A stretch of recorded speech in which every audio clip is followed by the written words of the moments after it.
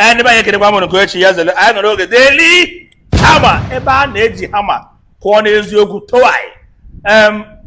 I know with ezigbo onye egwu kara aka na-akpọ High Chief Sir Onowu Ugonabo nke eji Prime M wee mara amara. Oga advisor. Thank you. O nwere egwu na-atọ m ụtọ ọ sị no Oga advisor. I beg you keep your advice. If you want that advice, I go look for legal advisor. Mr. Advisor, I beg you, hold your advice. If I want that advisor, I go look for legal advisor. I don't make money now. You want to come and advise me? Says again, I do all the game, but you won't ask a oh yeah, Sadia, why that? No, I want to try this. Fancy, you are going to go see a go with. So I know we're going to be with you. I get a advice. Okay, the type of the music or that high life or a hip hop high life, or a reggae, or a ebili, or no gene.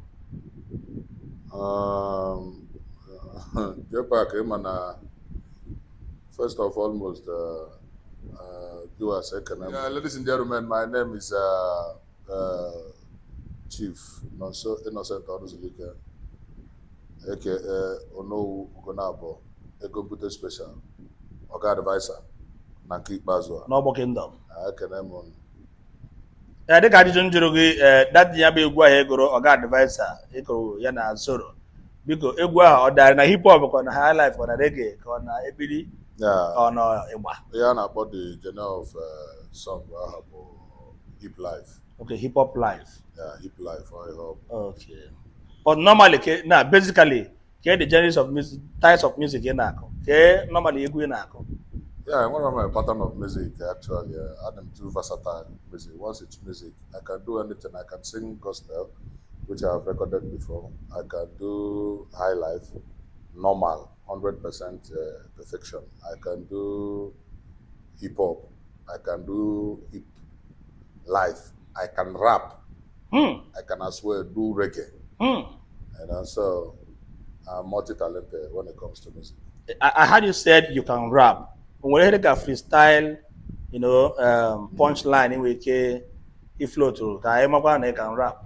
Yeah, like the one you can equip with now, God advice, and I can as well do some kind of freestyle about it. I can do, if you listen to Akane so all those ones, all rap songs. Yeah, I mean, can't go to viewers. Kama, no, yeah, no, go through. Okay, like Oga advisor, I beg you. If you are device. If I need that device, I go look for legal advisor. Mr. Advisor, I beg you, hold your device. If I want that device, I go look for legal advisor. I don't make money now, you want to come to advise me.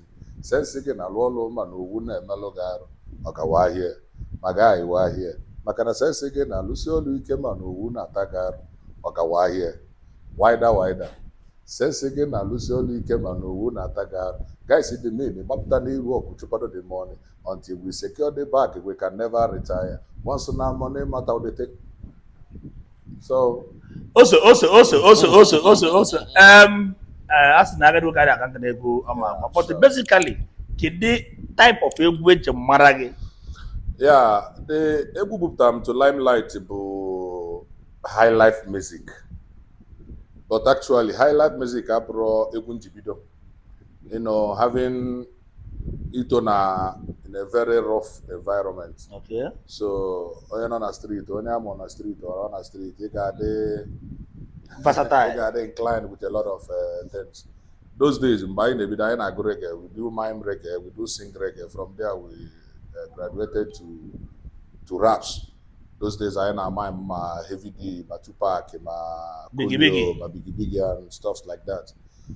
So from there I started doing my own kind of version of rap. So imago music generally you need funds. So at the time I tried high life, and that was when I joined movie industry. Okay. So when joining the movie industry, that was where I got the inspiration to do that Egombute. So after doing the job and Chineke Mebel. Ekorobazi high life, high life, but being no nyama bu egwu njiwe bido. Egwu njiwe bido bu rap. I rap very well when it comes to Kabana Magona in Kimewesiel. You have to drop one and focus on Kenaga Kaliaga.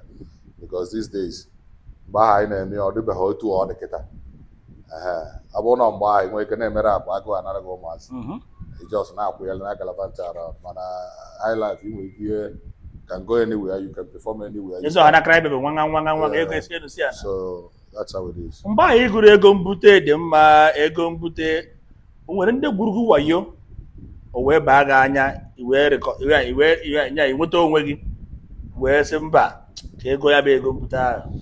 Egwuru egwu a with inspiration called by reality of life hitiri gị. Okay, yeah, Imana, most of my songs, if you listen to my songs, it has to do with reality. Them na agungwego achikote ekwono. I take my time to create my songs, and it has to do with ifenememe. You understand? Egombute bi ifemeleme. Ifekayeme. Yatago. Ifeneme. Ifemeleme.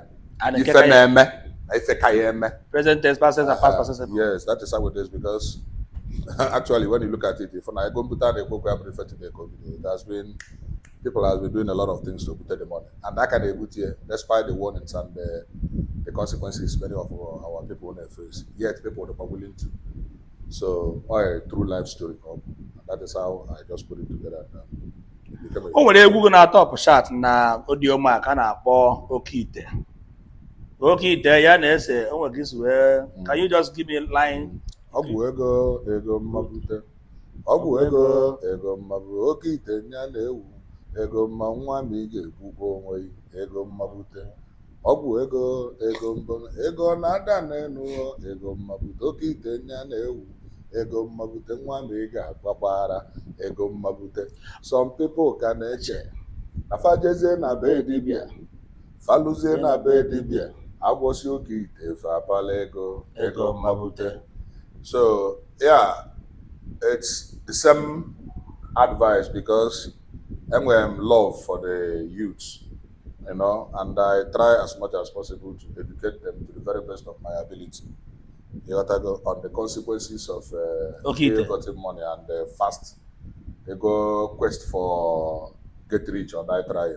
You understand? Because I've got a lot of things no one, which Jiakam do more than actually this kind of thing. Then I'll have to as usual, because and for the dog as an prophet, but I'm going now a prophet, because all those things in a well like Egombute with a lot of people, a lot of testimonies. They no say they will Simbanafa, America's a lot of people also, like Okitana and they work where it has useless a lot of our youths. They got to come on again. The message. So my own is just to help as much as possible to educate our youths. Okay, in the process of educating our youth against Okite, peradventure along the line, somebody named the Okite bụ nwa dibịa wee kpọọ ọrụ gị bịa gụọrọ egwu na mmepe hotel or mmepe ụlọ.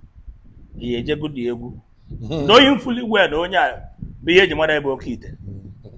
The JPAC is too controversial, but I wouldn't chuck it team open on, because you know we've done this interview some time back, and I think we discussed. But I'm not the one that interviewed you. Yeah, you are. I may sometime. Maybe man about to mark this side. I patolaka. But guy patolaka because they follow me, Barbara, they follow me. Well, it's a water, but I'm not gonna wear some kind of if I go, repeat or but it's all good. But can we just throw the lights? Yes. Onye na-eme nke ọ na-eme ọsọ onye Chukwu ma nke onye na-eme. You understand? If you call me to come and do Okite, I will say no. But if you call me for business, I do business. No, you fully aware that no one go Okite go to. It doesn't concern me. I have in my own when I'm a Pugo, and onye ama na me Pugo. Then you called me. Of Okite ka on a specifically. Other things on a. Okay. Like if you are giving references to most of these DBs, I think most of them have some have hotels, some have other businesses they are doing, some have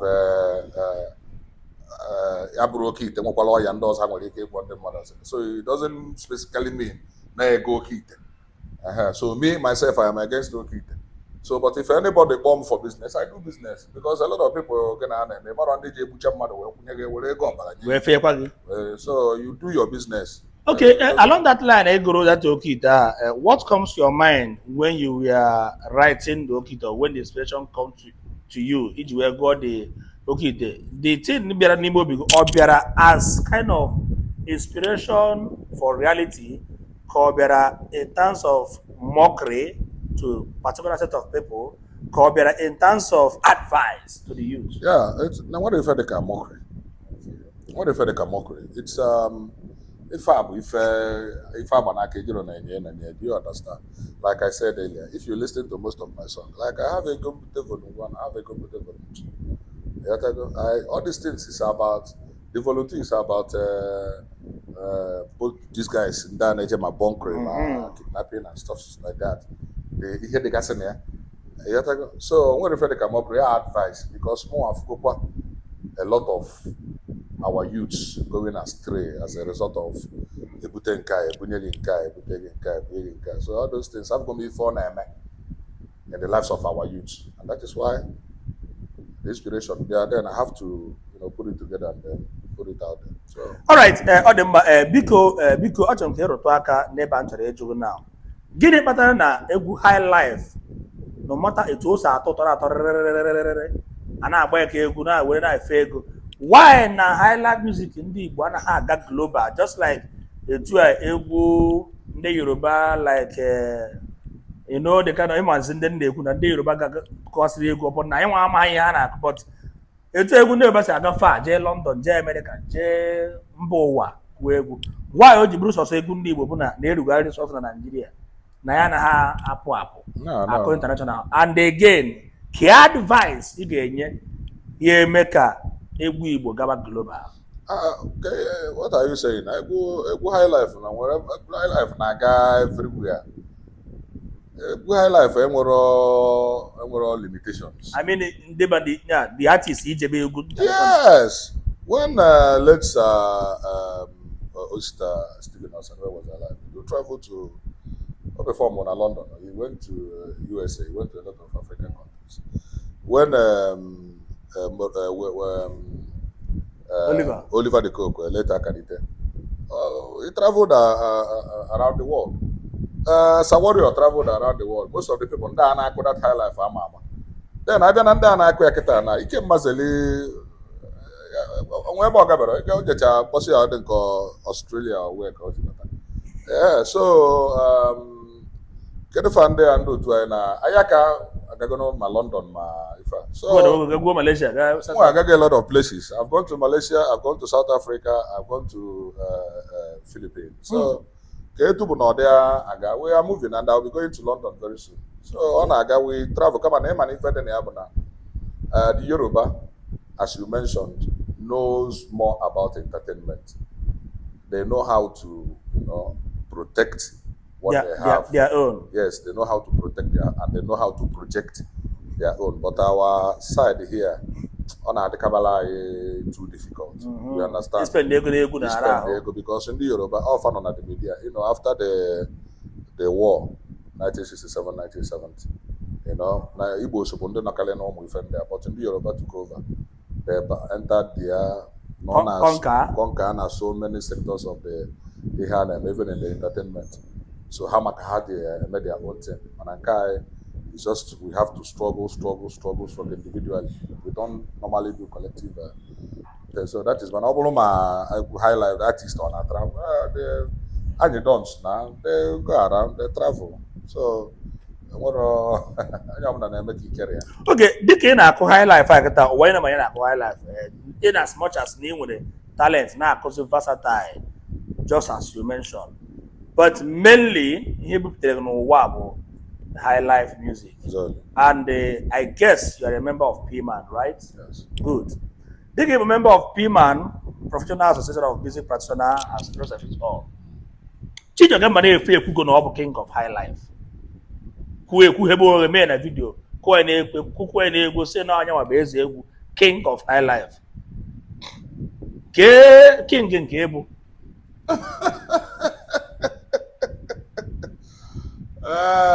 abụrụ king nke mgbe ma ife onye kpọrọ nkịtị ya ọzaba mmadụ bịa sị na ya bụ Jesus Christ. You don't have to doubt it.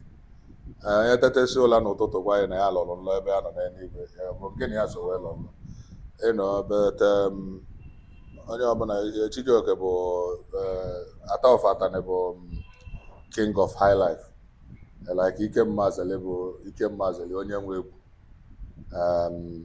anyị dọnsụ onye Ịchaka Ochie nyanwa win na Ịchaka Ịchaka Ochie nyanwa king of Ịchaka Ịchaka Ochie onye ka king of high life so onye nwe egwu mụ bụ dia papa ị nọrị onwe gị mụ bụ prime minister okay just like a senate president mụ senate president ọmụ bụ Onowu Ugorabụ okay ọmụ bụ Onowu igwe nke ndị egwu Onowu nke ndị egwu the father of them all because obere oge a ga-echizie finally chie onye ọbụla because after the death of late Pericoma of Arondezo, he was the prime minister. Although such a thing, Nyanwa Kanyeli accorded as the prime minister, but to come I took over. So Nkwa na Chijioke Nogoro material all these people you mentioned because that is not what I said. Okay. I said Nafamobo no Ugonabo, the prime minister of music. The musical prime minister. Okay. So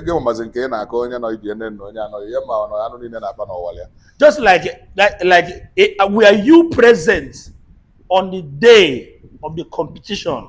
Made Chijioke will win the king of Highlife because open on a stadium, on National Stadium Sulere. Were you there? No, to the very best of my ability, I wasn't there. So because he's a king of Highlife, well, all depend the criteria. Okay. Age wear crown or somebody. He had crown, like Anye Dons. When he won King of High Life. Winning King of High Life. Yes. So when he won King of High Life, and the life. Life Festival. Okay. So. Messiah at the end of the participations and a lot of people who participated. I think anywhere any known artist participated in that on the upcoming artist. Crucial weight. The heavyweight. Any heavyweight in here. Okay. So I just mayor to the very but that name King of High Life. I did go recorded. But all the bad, all the very bad for Life Brewery. Whatever. However, King of in what aspect? King of So the name Hanyel the wrong. Okay. But he won the competition, but he shouldn't be King of High Life. It was in a winner of the competition. So it's not proper King of High Life. That kind of a thing, you can't try it in Yoruba land. My name is High Life on the High Life beer, all High Life music. All High Life. Music. Yes, all High Life music. Or High Life beer. I want to hear about High Life beer. Okay. So what about High Life music? So the name ha tag it to that competition, the very wrong. Somebody as at that time, I don't think Uncle Bagay Bunki. As a smaller, so he was doing copyright. Most of the things they did here was copyright. All of them, they were just doing copyright. So how can you now crown somebody? They will be Monkey as at that time. I go Ikem Mazel, I go Kedam Amichia. Gomakosa. Godiesike. Gomamudi. So it's an King of High Life. So I don't know, but I was happy for him when he won it. Most of our people there. He can attest to that. Nobody, because we are very good then. Everyone I called him that King of High Life. That's why I don't normally say. Magazine said you were King of High Life. We're going to the trophy. Because now, years and I hand on a captain. Chijioke King of High Life. King of High Life. I was specify here because now the way person Chijioke they couldn't King of demand High Life. So as you speak now, go see that now High Life and they couldn't High Life beer. So Chijioke no on boss and I actually a King of High Life. I wasn't there, and I don't think Ikem Mazeli was there. I don't think Ayaka was there. I don't think Professor Chikobi was there. I don't think Pinjo Hasewa Sonny Bobo, Sarowi Waha. All this, I don't know how the thing came about, but Okunet, and you have to, like I said earlier, not the second then, because only they are to do that officially is the governing body, which is Pman. Yes. But Pman will be toothless bulldog as far as I'm concerned. The house is not in order. Or from the federal to the states, we don't know where it's functioning. Even to our Anambra chapter of it, no one is functioning. As I don't know what they are doing. So the body or the empty. Or the empty is not functioning. Because if you want to do that, King of High Life in the southeast, every known musician, they creative minded. Again, one criteria see you win in here. So I when if freestyle, yeah. Oh, so, I don't know. Always when mana he is it was Western or so that is it. Like any criteria money about as yes, no nya a qualify go is onye. Yes, for example, generally everybody can answer onye but can do level of music entertainment. You got be ruo mobenyo child to organ to say yes. No nya qualify go is onye as a name. What if onye nwe egwu? Man, I came at this no onye nwe egwu. Listen, onye nwe egwu? Egwu dị ala onwe. Okay. Egwu dị ike m bịa and egwu ga-adị ike m ana. So there is no how mmadụ ga-asị na ya bụ onye bụ onye nwe egwu. But Ikem didn't give himself the name. All the fans now. All fans. Because they are in love with his music. They are in love with his craft. Yes, I'm gonna go on okay. So to people fans know it was the love guiding near the name. And if your fans give you such name, you don't have to reject it. So halfly as onye nwe and not we onye nwe and analysis afia about the Ikem Mazal, you must put onye nwe. So since here, in fact, I'm on TikTok now, my Instagram, all social media, everything. In fact, one of the trending song go trend the career na actually good Davido bomba to bomba nya Davido we pop onya we were bo rigidi Eze Egwu egwu abo rigidi with the best of your knowledge as so know musical prime minister and I believe so much onye obana bo know bo onye igwe na anya say yes no I crown you know as somebody who can say truth at all time that origidi a onye enwe di origidi a na kede bo support one bo origidi a. Yes, as far as I know, the Egwu trend, and I brought the video and sell about it. You can go the video. Oh, yeah, just to is an extravagant statement to lay emphasis. Just kind of the phone out now, but no, I understand. Yes, I understand what you mean, but the comparison, too high, too far, too high. So, but yes, but no, I'm not no problem. I'm a God advisor. You're the only one I'm in a So, but in terms of the question, you know, Origidi, as far as I know, for Egwu late chief.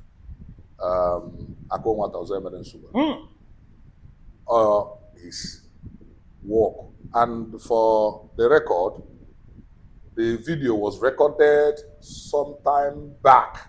Oh, and the video, yeah, the video I recorded, the song, as far as I know, I recorded, and the video, the performance video, you know, for anybody who wants to dispute the song, Egwu, Ayakan Subu. Come on, man. Majority of these Egwu singers, like I don't want to take my very good friend.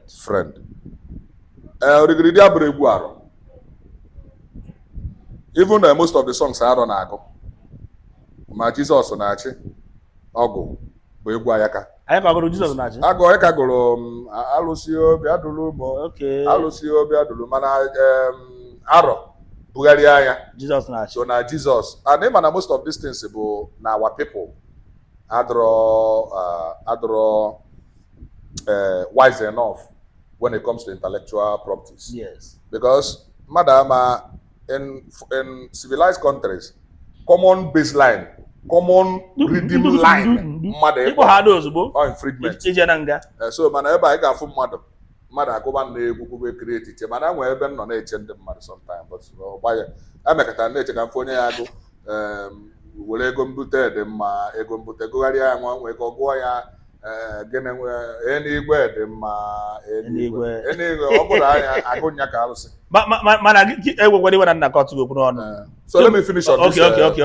Okay. So that Origiridi Begwu Ayaka Nsugbe, and though a true life event, Coach Major record is here. yes, he went to perform somewhere na side Abato or Bato. Nubo? Yes. So ebe ọ na-akụzi dị egwu atọ anọrọ ya mgbe atọ ji bata according to ihe ọkọ na data egwu atọ wee bụrụ nyanwanya wee ebe atọ wee je wetebezi ego na ngwugwu na ngwu na ọ da atụzie achizi ego 1000 o je wetebezi ego na ngwu na ọ ma na agụụ karị n'obodo na ọ na-enyezi ego na ngwugwu if you listen to so egwu Ayaka dị ihe a no dispute no nwere mmadụ dị ndụ ama challenge iwu aka mgbe ịpụtasị nọ like enwe mgbe m na-anụ I don't know how true na arọ na video na-ekwu na-egwu ya na onye akọpịrị ya na Ayaka kọpịrị ya no I was like what do you mean my man so ma ọ bụrụ na eziokwu ọ dị very bad of him to say something like that to our legend so most of ebe o si apụta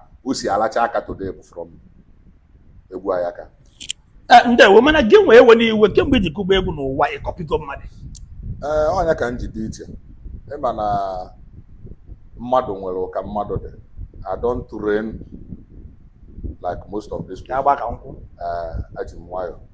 All my jobs. Let me even tell you how I started the music. Okay. By name, all those highlight, all those hip hop, freestyling and stuff like that. I make it to an extent. Raise a woman, nothing is coming out.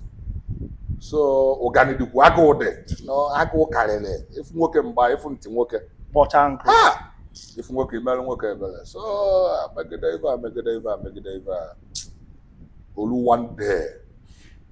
You bet. We beche when I go. Yeah, even my mom short more can end this year because I far carry go my car. So now nakuzola na abane mo na my woman. So n'ime abani around 1 a.m. or thereabout. So na no egwu. Ana-akụ egwu na-asụ and egwu abro this kind of music. If abo ancient kind of music. Then n'ime that nlo aha that my dream. I saw people ndị na-akụ the egwu ndị abụchala ichi. This tribal marks. Okay. Ndị okenye elderly old people, Asian people, they were onye udu na-asụ onye abịa na-asụ ana-akụ. So ana-akụ the egwu. Mbinye. I see my wife ga-ezi nke ịbanyekwalụ radio n'abalị a. Nwanyị nsị nke gwebe radio na ọkụ ọdịm afọ nke radio. Ya, sị ka ezi ebe egwu a na-asụzi ya, na enwere egwu na-asụ ya. M ga-asị mma nla ka nna alụ m jakpuo ọla mbido. So napụkwa ọla, the dream continued. So ndị Asian people ma nwoke ma nwaanyị chalụ macha akwa wee na-akụ dị egwu. And ihe a na-akụ na data egwu bụ mbelede nyili dike mana anya bụ mbelede nya ka eji amazi onye egwu dịkwa so ya megide mgbe tizi uche because ndị abụrụ ma nọ ife abụ ndị abụ old ancient people so mbinye ozugbo n'ime abalị ahụ capture the egwu that chorus ahụ nweta tazie wee dee dị egwu in the morning. They said the boy in a studio record. Oh, you recorded in Bereda? Yes, I record. Only on my first highlife record. Na Taban Say Studios. So Messi had the recording. Tika Squad and them and stuff like that. So the push will do. I'm with experience about no network, no internet. No internet. I'm with experience on how to go about it. So I'm looking at Messi launching. I want them Maja when they leave. Then back I'm by the movie industry. From there I can see where the inspiration of Egombute. So musically, nobody taught me how to do. Never followed any band. Never went to see anybody. Never played any instrument. Just the music. After that night, I started singing highlife. You understand? I recorded that in Belede with a late Ezekiel Osadebe, lead guitarist, and John Bass, late Osadebe, bass guitarist that time. So went to studio and do that job I made that time. So nobody taught me how to do music. That is how. So I guess here now how I do my thing. And I'm not like this. If I go, agwanya unless more mem like in the wayo German and the wayo record Ije mụ na ndị or a wayo. true life story mem and all outside that no ife ngago gabia like Ikedi na Nnewi when I recorded Ikedi na Nnewi. Ife I just more I came across the history, then I put it together and push it out there. So that is how it is.